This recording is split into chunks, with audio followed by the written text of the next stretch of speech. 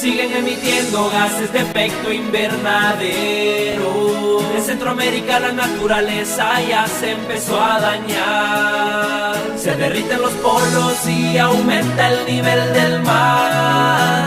La temperatura del planeta aumenta. Caen lluvias violentas que destruyen las cosechas. Aumentan las enfermedades y aumenta la pobreza.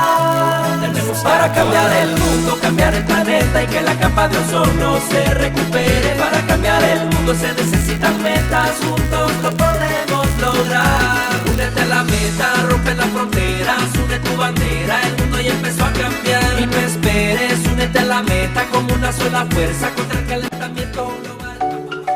What up, world? It's your boy, just one of the guys down here.